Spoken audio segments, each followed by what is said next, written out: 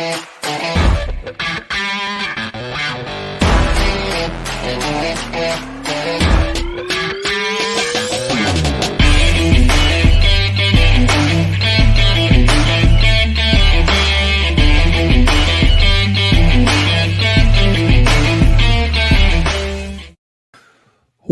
is up, everybody? Hey, Bev, how are you?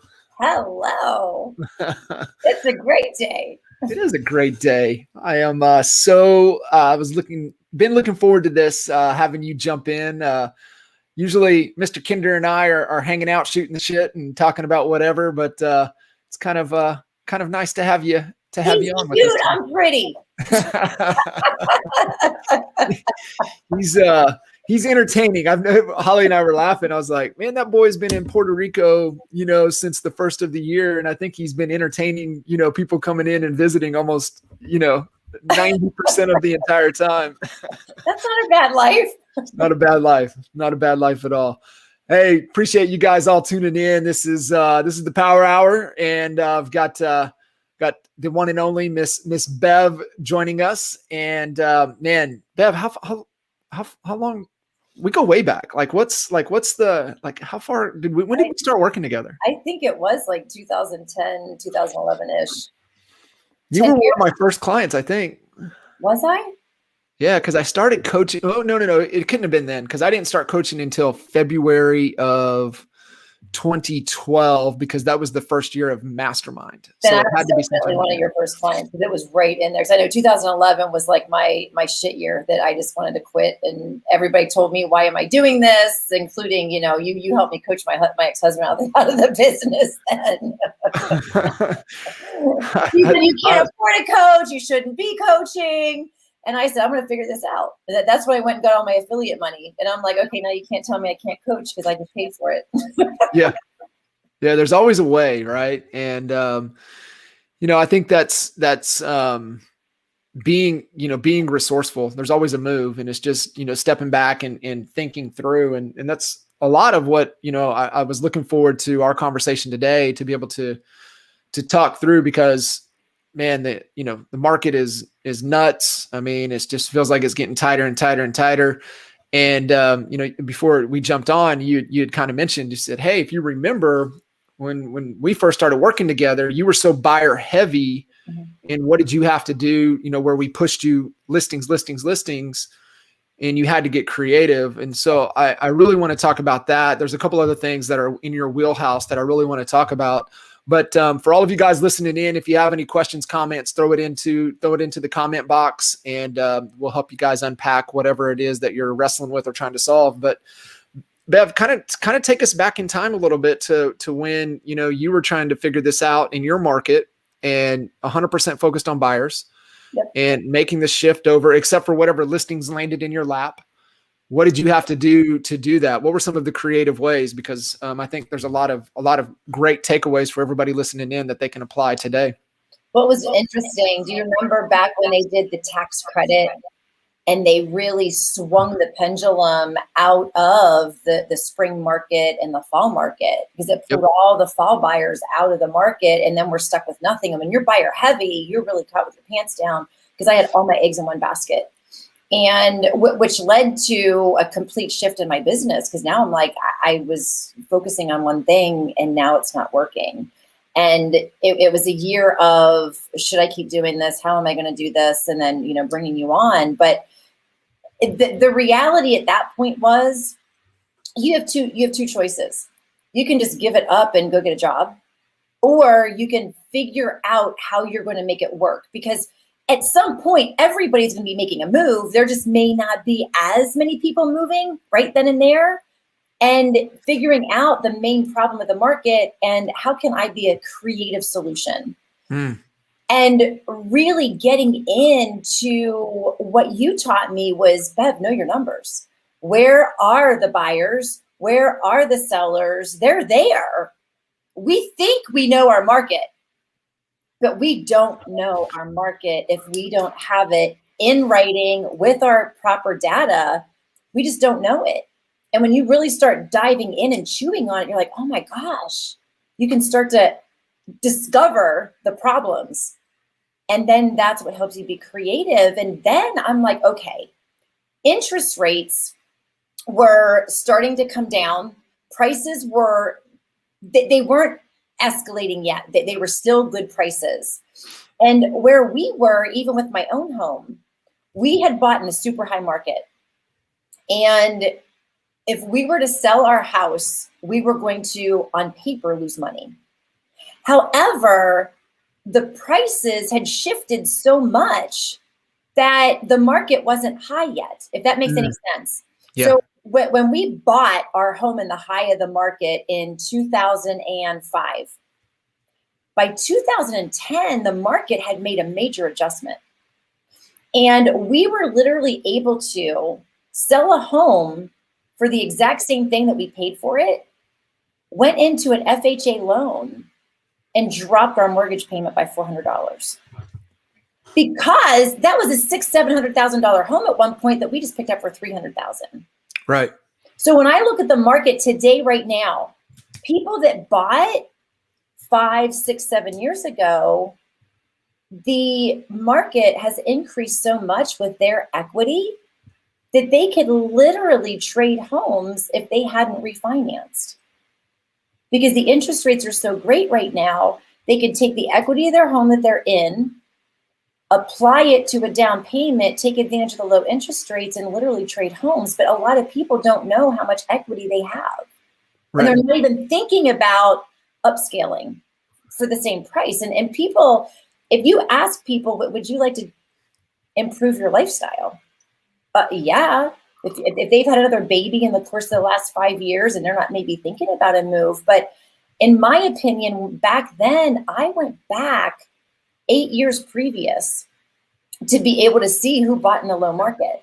So in 2016, I was going back into like 2009 to see like who bought and who hadn't sold yet. And that was my list that I was working on purpose because I don't like to spend money. So I keep that. That's, I mean, you know, and a lot of you guys listening in, you know, if you're in straight, you know, bootstrap hustle mode, these are some of the things that you've got to think through. You've got to be strategic. And it's just everything that Bev unpacked right there is where is the opportunity, right? The market's always moving. You just have to find, you know, and really think about where are the real buyers and where are the real sellers. And, you know, we've been kind of preaching a little bit as like, man, I wouldn't spend a penny on a buyer right now. I would be putting any energy, effort. In fact, you know, everybody that I have the opportunity to work with, I'm pushing them hard that, hey, you have to change up your model and be, you know, you can't have buyer's agents and listing agents. You got to be all listing agents. That's got to be a listing centric organization. And, you know, we were in Paradise last week with, for just a magical wedding with some really incredible people. And, you know, Blake is one of, man, he's incredible with what, you know, his business and how things are run. And I always get little nuggets from him, and we were having the same conversation and I was like, he goes, man, it's on my mind. Like, I'm just like ready to, you know, to shift it up a little bit. And I think those teams out there that have already made that pivot, already made that shift to where, hey, we're all listing centric. You know, everybody is just focused on listings. So Bev, I consider this like your absolute wheelhouse in mastering the CRM and the database. Yep. Let's talk a little bit about that, because I think that's one of the underutilized resources that a lot of agents have. They just don't know how to optimize it and squeeze all of the juice out of it. I would love for you to just unpack that. I think there's so much gold for everybody listening in, and there's a right way to go about it. Absolutely. But it's easier to just throw money at it and get new leads. And so that's what usually most people do. It's like, I'll just throw money at it, I'll get new leads. And you kind of forget what you've paid for. Do you know, can I share something? So this was, so we were in the first platinum group with Craig Proctor. And there's this character on stage. It wasn't Craig. There's this other character up on stage that said, why would you want to focus on your database and lifetime? And really, he didn't say lifetime value, but that's the way, we always look at it. When it's cheaper to go get a new lead, to go get a new customer. I remember Kinder and I looking at each other and like, what the is what this were guy they selling? They had to have been selling something. Of course, always. Mm-hmm. So that's always stuck with me. So I go ahead. I just had to share that. Oh my gosh, that just like stabs me in the heart, because what you've already acquired, you've already paid for, and it's just sitting there. So to your point on not exhausting a lot of money on buyers right now, cut back on what you're spending on the buyers and go back to what you've already acquired. Because in most markets, there are some markets in your second home markets where you don't have a lot of move up buyers, but buyers are just disguised sellers, because everyone goes to look at what's happening with the market before they make up their mind to put their home on the market. Because their thing is like, is there something out there that's worth me making the move before I even think about selling? So you have a ton of leads in there that are disguised sellers, and we just need to find them and figure out who needs the phone call. But John, I was in a dashboard. One of my clients in Texas, I know you know her. I was calling a lead, or I was calling her leads that were over 3,000 days old, that had literally either 0 phone calls or 1 phone call. She never worked them. And I will tell you the hesitation of picking up that phone. I'm like, what the fuck am I doing? Like, what? I'm calling leads that are 3,000 days old. Why? So that fear of the phone never goes away. And I've called hundreds of thousands of leads over the course of my tenure here. And sure enough, I get this lady, and she's like, we were thinking about moving. We had put it on hold. And she says, we just decided not to move. And she said, but oh my gosh, my neighbor's house just sold a month or so ago for XYZ. I had no idea we had that much equity. I said, well, are you ready for Lisa to come out and have a conversation with you? She says, I am. I'm like, how does this even work? 3,000 days old. So, I'm not sitting here telling you to go do something that I haven't done. Calling old leads, hello, especially that old, they're on round 2. I mean, some of them, they've already bought and sold and they're ready to go again. So there is gold in there, and all it costs is time. That's it. And because all you got to do is find out, hey, have you thought about taking advantage of today's interest rates? Not, are you thinking about moving? Have you thought about taking advantage of the interest rates today? And, if they haven't, they should at least be refinancing. So there's so much gold in there. It's just a matter of, please don't take your database of thousands and send out one text message to everybody, because you will be sorry. Yeah. And say you work the database. You work the database. And that's where, if your database isn't organized, and I can almost guarantee it's not, take this time to go through to organize your database. So talk about that. What are some of the best practices to be able to do that? Well, there's only a few situations that we have that happens with our leads. We have the new leads that are coming in. We have leads that we've never spoke to. And we have leads that we have had a conversation with. The conversations can go into 2 different directions. One, I have an agent that I'm committed to. I don't want to utilize anyone else's services, or I'm relocating, or I'm divorcing, or I'm retiring, or all those objections. And they're not really objections, they're situations that we get. And then we have the other conversations that, wow, if I do everything I need to do, I'm probably going to be at a settlement table with these people. So there's those 2 different types of conversations. So the ones that are your high level, your high priority, those are your highest priority to go in and follow up on, because I promise you, you have tasks in there that are hundreds of days overdue, of people that you had intention of calling back. Those are the ones that you just call back, put your tail between your legs. I am so sorry I haven't followed up with you. I was thinking about you and I just wanted to check in. I promise they don't really care.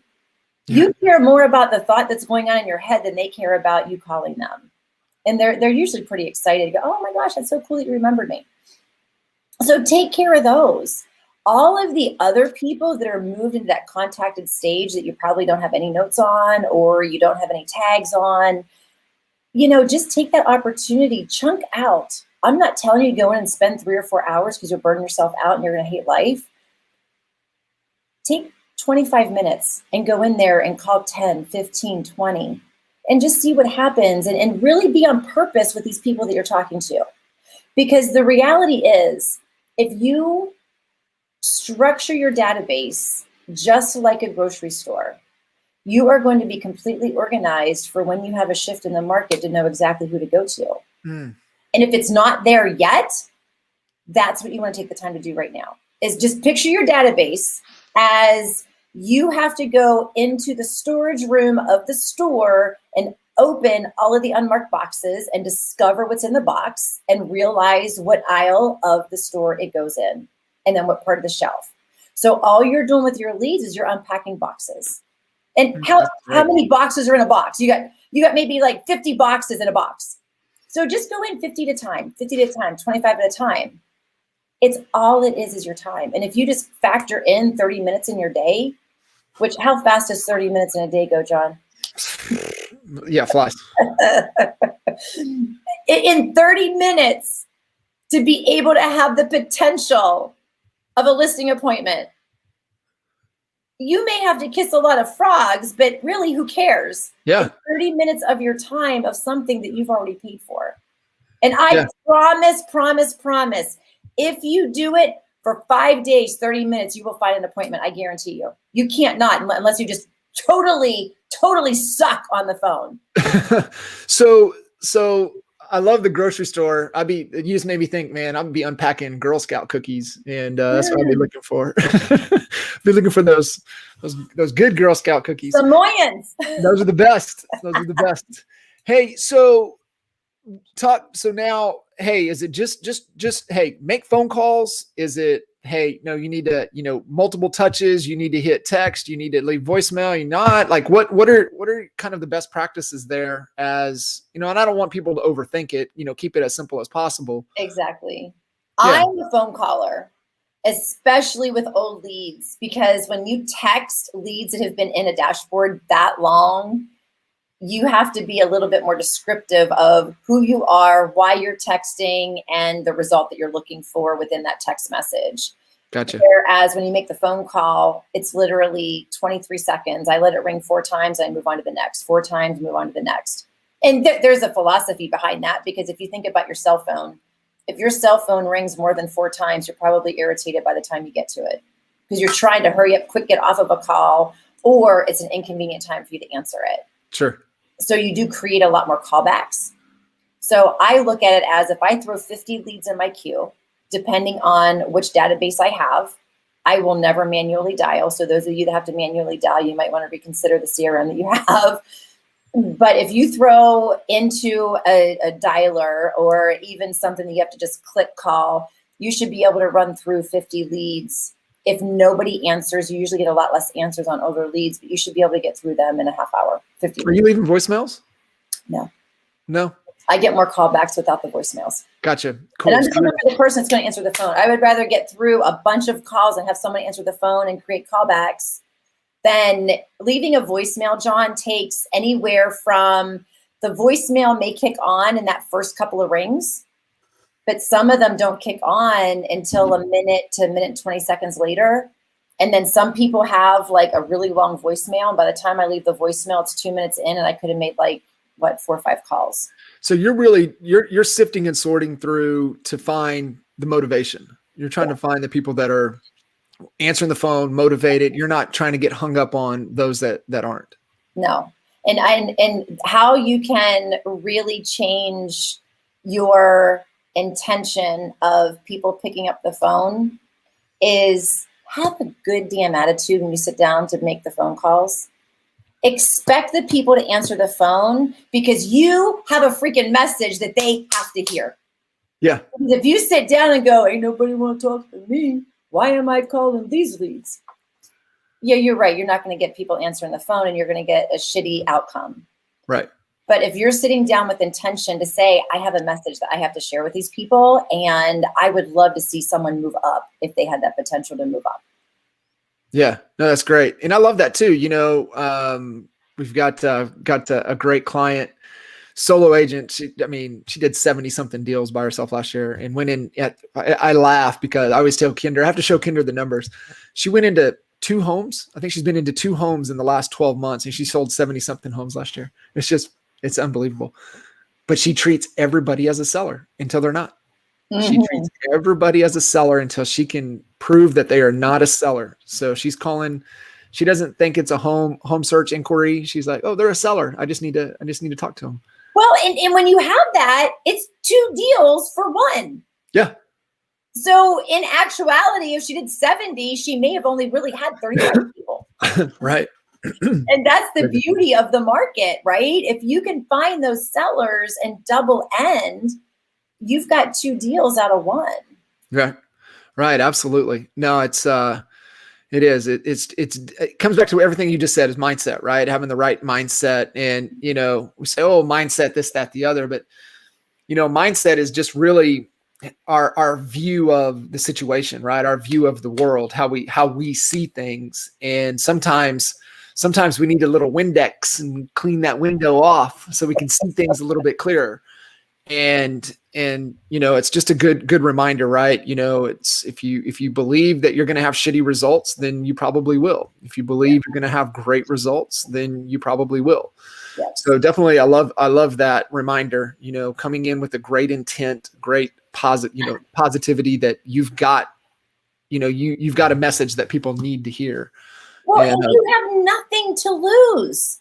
Right. What, 30 minutes a day? Come on, you cruise Facebook more than 30 minutes a day. And so here's the beauty of it, right?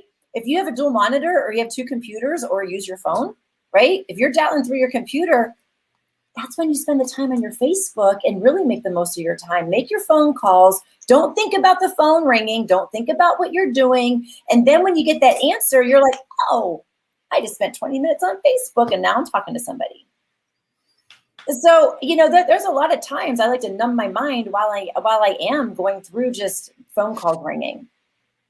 So if you need a distraction, just make sure you know what you're going to say, because if you're doing something and then someone answers the phone and you're like, it might not be a good result.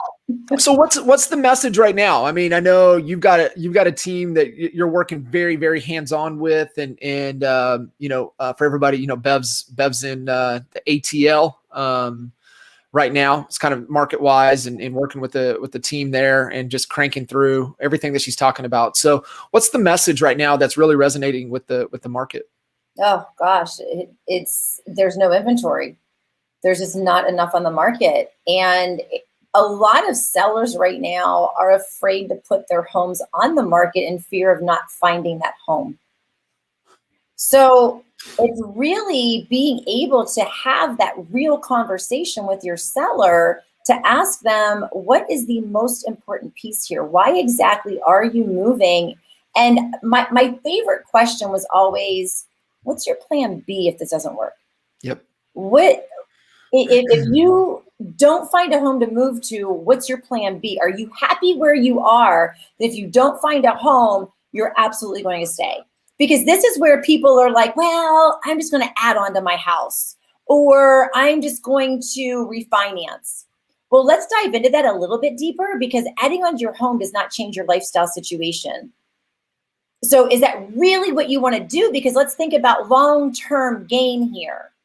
Right. Are you in a neighborhood that is going to be conducive for you to put $50,000 onto your house? Are you going to price yourself out of your market if you're not changing your lifestyle and you want to move in 2 years? You're never going to get your money back. So it's not just about, oh, I'm just going to stay here. Well, let's have a little bit deeper of a conversation. A lot of times agents forget that advisor word, that we're here to give them all of the options and let them really be able to make an educated decision, not just, well, I'm just going to refinance, or I'm just going to build on. Well, let's talk about that. Right. That's your picture. Right. And I think, I mean, you nailed it, right? It's being that true advisor and really getting to the root of what their goal is and what they're really wanting to accomplish.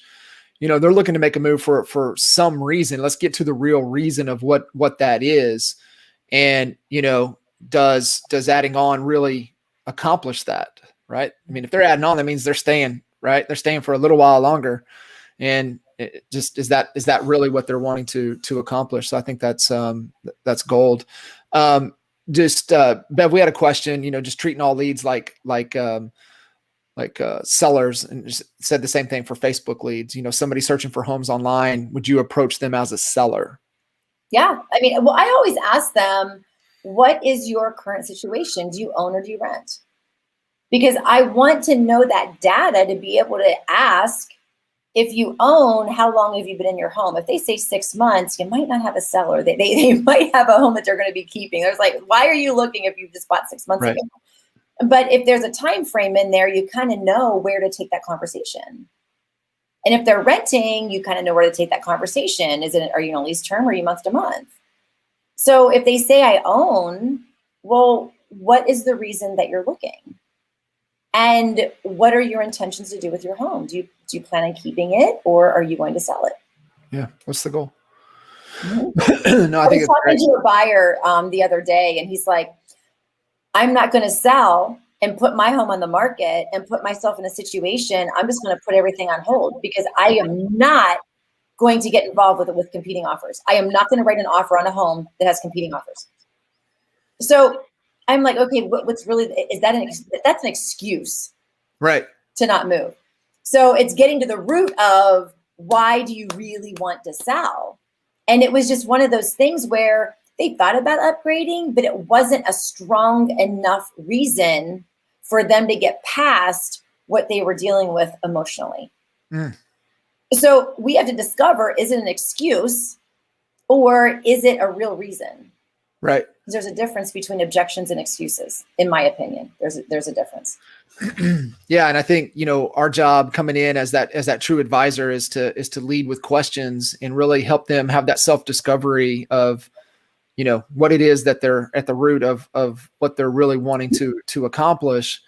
And, then, being able to tell them what they need to hear and not necessarily what they want to hear. Mm-hmm. And, if they're not a real buyer, they're not a real seller, they need to know that. And, you got to make the decision. Do you move on? And I think a lot of agents are like, oh, I think I got a live one here. Right. And then, it's not really what it is. Right. Well, and even going back to that question that was asked, it's okay. I own. Well, how long have you been in your home? 5 years, let's say.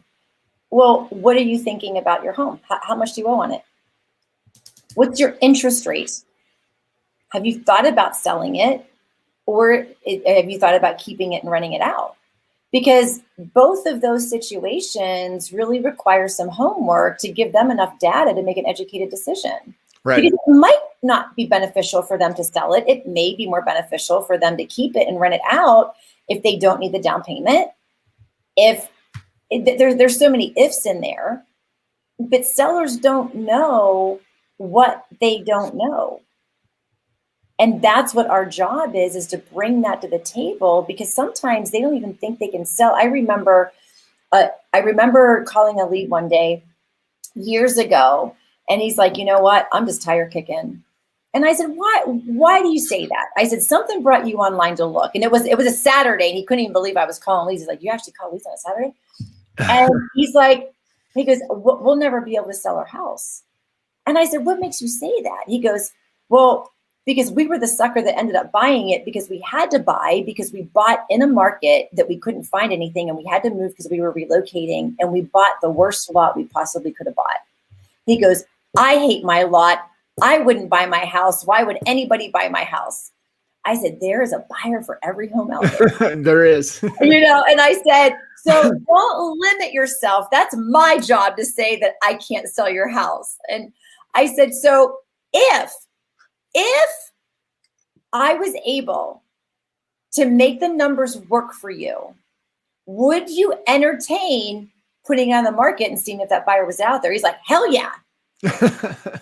Yeah. I said, let's just see what happens. Nothing gained, nothing lost.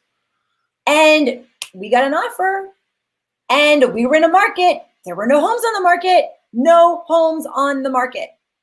So here we are sitting on an offer. They're going to have to get out. Yes, we were contingent on them finding a home of choice, but they didn't want to lose the offer on the table because they didn't think they were going to sell the property in the first place. Right. So I literally went back through expireds and went through homes that had not sold. And there was one particular community that they really wanted to be in. And I found them a home that was not on the market, called the owner and said, hey, I have somebody, this is their situation. And I got three ends of the deal. So I got paid from the seller that was not on the market. I get paid from the buyer perspective because that's when, we were charging like what, 4%, 4.5% to the buyer side. So they paid the full 4.5% commission on that sale for my commissions, and I sold their home. Yeah. That was a seller that never thought he was going to move. And he was actually one of my testimonies on my radio advertising because he could not believe that it happened. Right. Yeah. And that's making your business work for you. Right. Right. 100%. And, too, you had kind of mentioned earlier when we jumped in that, you had to get creative with the affiliates, vendor revenues to be able to offset, the investment to be able to grow back and grow your business.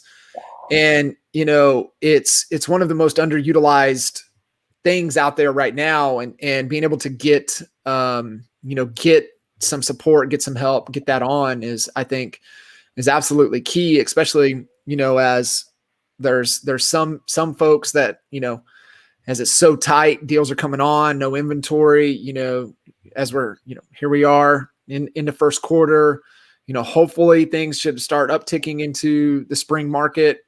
Who knows? But being able to align and have those additional revenue streams is I think is really key to have that investment back into, supporting and growing your business right now. Give some context around that for you, how you approached that and how you're still even approaching that to this day. Gosh, that was one of my favorite pieces because once I realized I could leverage that, I was like, oh, well, you remember when I brought Amanda on. Yep. And you're like, you can't not afford to hire her. She is your me to Jay. And I remember my ex-husband at the time was struggling with that. And he's like, you can't bring her on. You can't afford her. You can't afford her. Well, we had so much vendor affiliation in place that all my vendor affiliation and my extra commissions and my transaction fees more than paid her salary. Yep. So I wasn't dependent upon my commissions for profitability. So all the commissions were all the commissions, the transaction fees, the additional percentages to the buyer side, and the affiliated income was well over $50,000 a year. Yeah. It was just, and I would have done the same amount of transactions, but my profitability would have been shit had I not had that, because then that $50,000 would have come out of my commissions. Yeah. I mean, our transaction fees were our profitability. I mean, that was just how it operated for us. And, I always enjoy finally getting an agent to implement the transaction fee. And then they hear, we're getting no pushback. No joke. People are used to it. And it's only our own limitations. And that's where, when you asked about reaching out to the affiliates and asking, that was only my own limitation. That was my abundance block, right? Where, oh gosh, I don't know that I'm worth it. I don't know if they're going to pay me. And, what if I really like this lender and they don't want to pay me, but this lender is not so good and he wants to pay me. And that's what comes down to your core values and being in alignment. Yep. You don't want to just take money because someone's willing to throw money at you, because then it's not going to be a team perspective and it's not going to turn out the way you want it to be. But it really is collectively just going to them and saying, here's my strategy plan. Here is what my quad track, right? Of this is what I did last year. This is my projection for this year. And I need help. Do you want to invest in this business and be part of this business. Who wouldn't, whenever you have a strategy plan together? Because John, quite frankly, how many agents actually have a strategy plan? Less than 10%, 3%, 4%. Very few. So when you have it and you're presenting it to said partners, they're like, wow, I want to be part of this company. Yeah. And then the question is, what's the investment to be a part of this worth to you?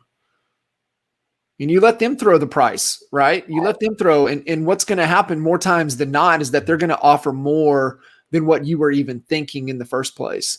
And, it's great. Hey, let's make sure we're evaluating every quarter. We can, look at it, reevaluate. We update our strategic plan every quarter. We'll keep you in tune to what the priorities are, what's going on, keeping you, in the loop. We want to get you engaged. You're part of the team. We want to make sure that you're connecting with everybody. So there's a right way to go about building that and building those relationships. And, they need to be willing to invest, in the opportunity, because you're doing all of the work to acquire the client, and you're handing them over, and they're paying nothing to acquire the client. That's where you have to understand. It's just business. It's just math. You're putting the time, energy, and effort and money to acquire that opportunity, and then you're just giving it to them for nothing in return. They are running a business as well, and there is a cost to acquire a client. They might as well invest in you to acquire that client, but let's also, make sure that they're clear and they're in alignment to our values. They're bought into the vision, and they want to be a part of the bigger picture. And so, if you guys are struggling with that a little bit, it's the strategic plan. And if I got it here in the little deals, the NAEAClarityReport.com. I mean, go right there. It's 3 steps. There's 3 parts to that document. It'll help you get crystal clear. It'll help you kind of differentiate yourself. And then that third part is somewhat of a plan, strategic plan. It's not the actual format and the plan that we like to lay it out in, but it'll give you a good jump start. So if you guys are listening in, I mean, it's one of the most powerful documents that you can really utilize in your business. So NAEAClarityReport.com. Yeah, it's golden. And that's what changed my business, and it's not just one piece. It's a collection of, you can have a whole puzzle, right? And all the pieces, but you don't have the complete package until all the pieces are together.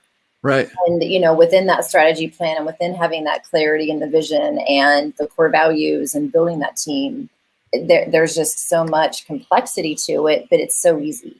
Right. When you know what you want. That's it. Gets you clear, knowing where you're going, making better decisions. It's good stuff. Any of you guys hanging in here with us, if you have any questions, anything on your mind, throw it into the comments, and Bev and I will tackle it and unpack it for you. And I'm just sitting here thinking, John, about my market, and one of my she's probably one of my favorite coaching clients, but because she's in a very similar market to where I was, and I'm like, I said, if I was going to go back into my market and reinvent and do it again, I said, I'm giving it all to you, because I'm just going to live vicariously through your market, and we're just going to bust this out and make this happen.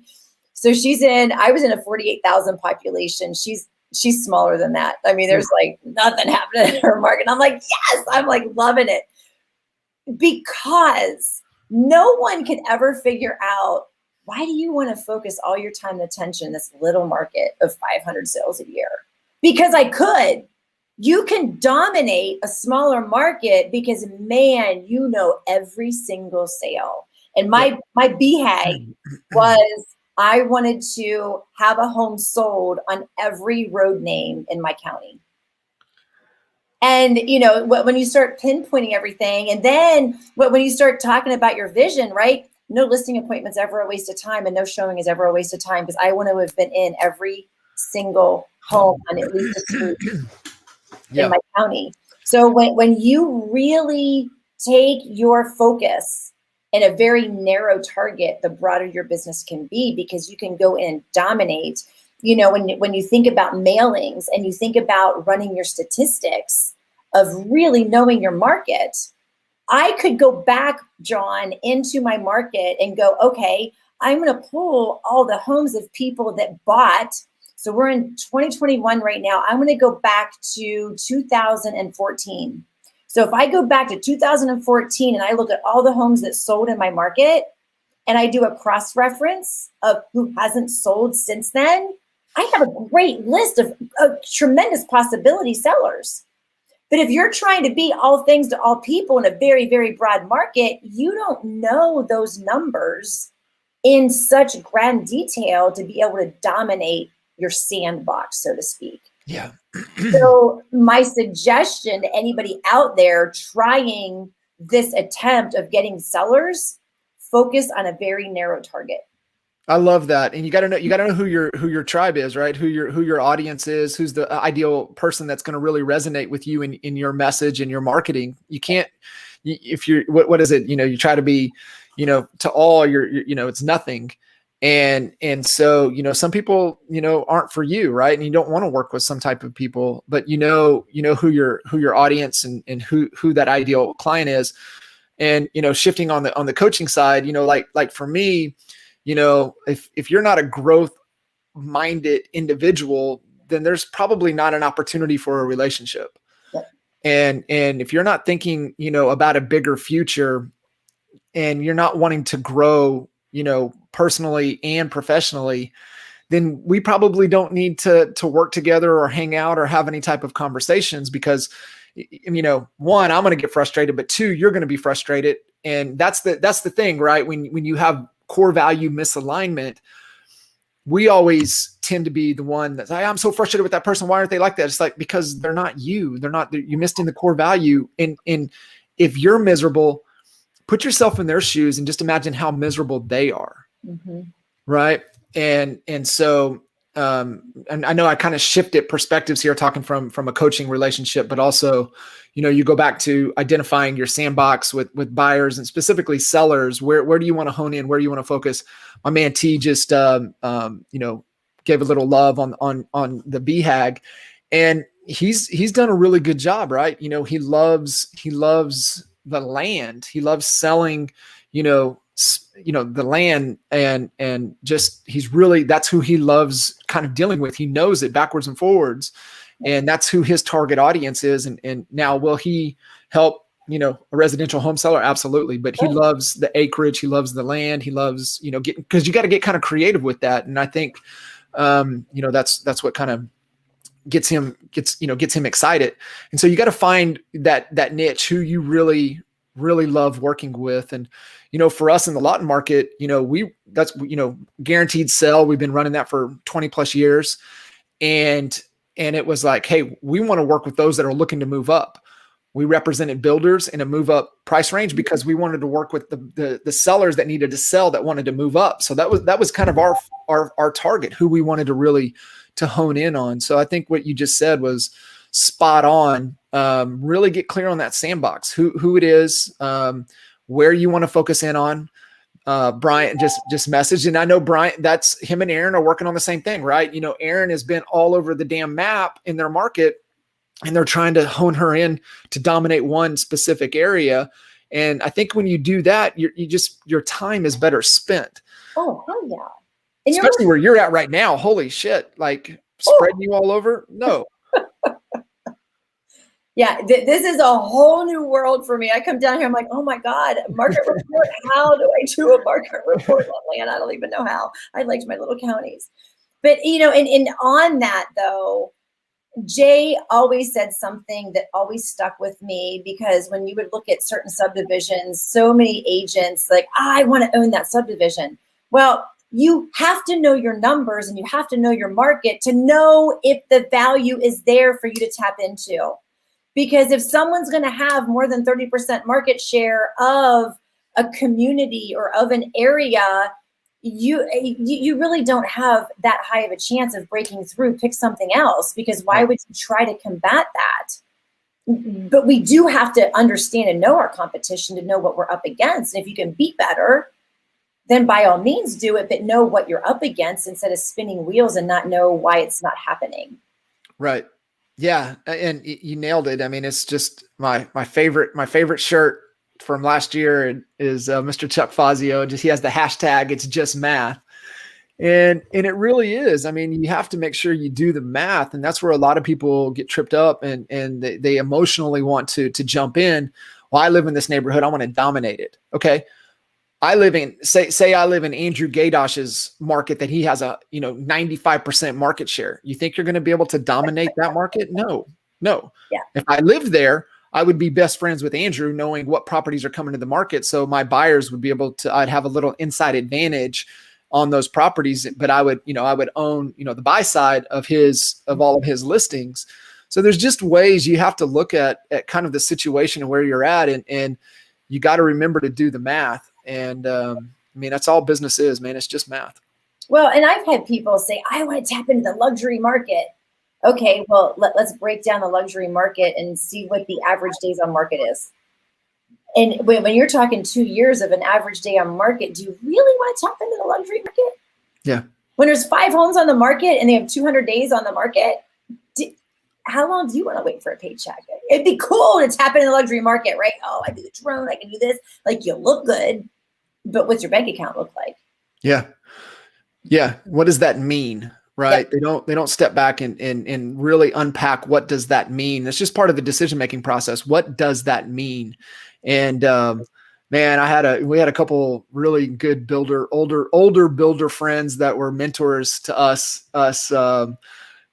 young back in the lot market. And it was, what was it?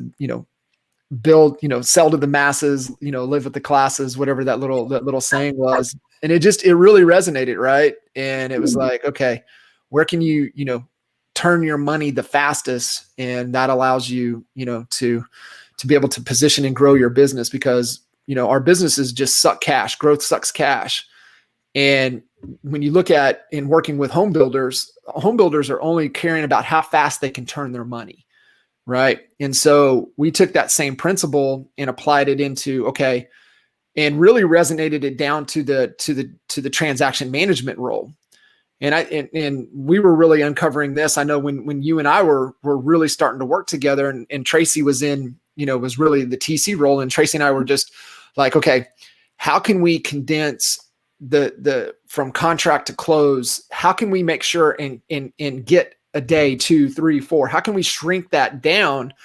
And like, we were really scientists about it. And it was like, nothing extends. If it's set to close on the 31st, it closes on the 29th, the 30th, the 31st. It does not go beyond, right? And so we measured her success as a TC based upon contract date and actual close. So what was her percentage of closing deals on time or early is how we graded her performance in the TC role. Mm-hmm. And everybody goes, well, there's a lot of shit out of her control. She is proactive, and she is immediately on everybody, and she knows who's delayed, and she's trying to, hey, how can we get to the front of the line? Who do we need to send brownies to? Who do we need to be taken care of? Who do we need to send a thank you to? Right. And you're just taking care of the people that are in the process that can either get the deal done or expand the deal. And it's just looking at things a little bit differently and being as proactive with it as you can. I love that. And it's really solving the problem before it's a problem. Mm-hmm. 100%. You got to get out in front of it. And that's where you have a great TC. When you have a great TC is based upon that metric. And, being in a trying to grow in a low price point market, like, it's important that we have the cash flowing. And but it's also too, you get a TC that's bought into that and believing that, that person can control the process. And so it goes back to building great relationships. It goes back to, understanding their timelines. It goes back to understanding their frustrations. How can you help them solve problems? Mm-hmm. And really going back to what you said, being the true advisor, even in the TC role, and advising the people that the TC has to deal with, and knowing their frustrations, and how can you be, helping them, solve their problems. So I really loved that problem solving time working with Tracy, trying to figure that out. It was really, really cool to see. So when I hear people getting frustrated, deals kind of, not closing on time, expanding out, and I'm like, you can solve that problem. I just kind of like, you can solve that if you really want to. Well, and when you think about the agents that are on the other side of these deals, if you're letting them take their ball and run with it, chances are there are going to be a lot of delays within that, because there's a lot of agents that aren't great, and they forget about deadlines. They forget about having any type of disclosures to you that the lender is asking for. I mean, heck, I remember, because we were in the market of well and septic, and we had a lot of DC people coming out, a lot of DC agents coming out that didn't even know shit went into the ground. I mean, that's a whole nother ball game right there. Yeah, and they're like, I have to do what? We have to do what?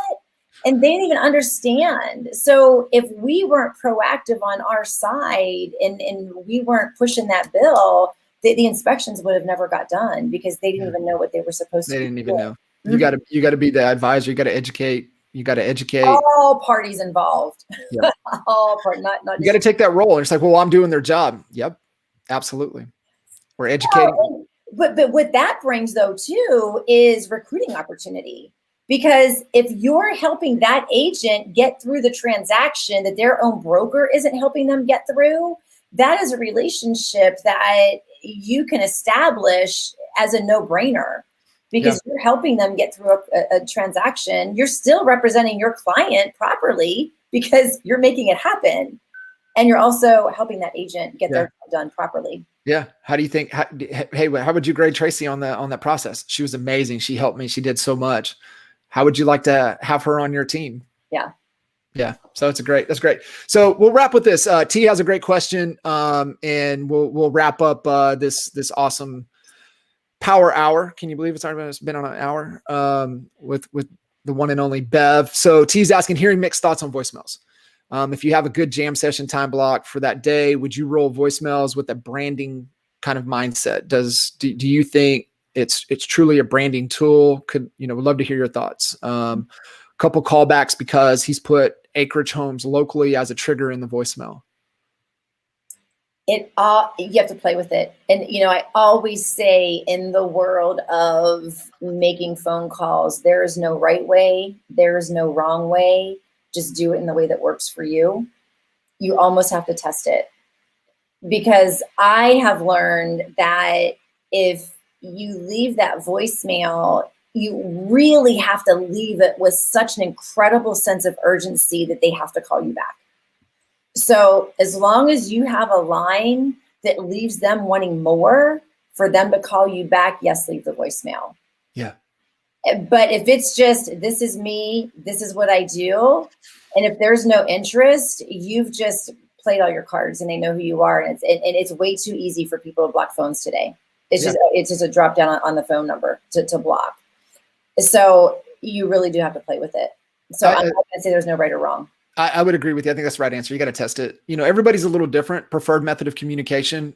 I will not answer my phone. There's a handful of people that I will take their call if I can.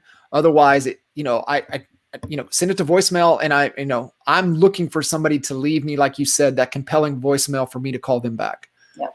And 9 times out of 10, it never happens. Yep.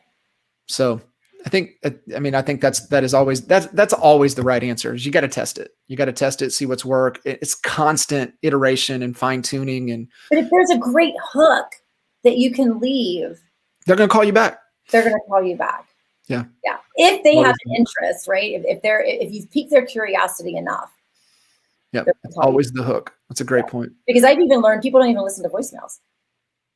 I read mine, the transcription. So I just look at it and read it. And then if I don't like, if it's whatever, I delete it and go on. So and I only have read what comes through. Belle, this is fun. We're going to have to definitely do this again. And, for all of you guys listening in, Bev's a rock star. I've had the opportunity to work with her for almost a decade now, helping her grow her business. And, now, in the coaching capacity where she's a rock star coach for us at NAEA. If you guys, like I said, the NAEA ClarityReport.com, man, if you want a tool, if you're struggling a little bit to get clear, you need to help you get that plan, man, download that report, schedule a clarity call. We would love to chat with you and help you guys out and help you grow your business and crush 21 and beyond. For sure. Awesome. Bev, thank you. Thank you guys. We'll see you guys next time. See ya. Bye.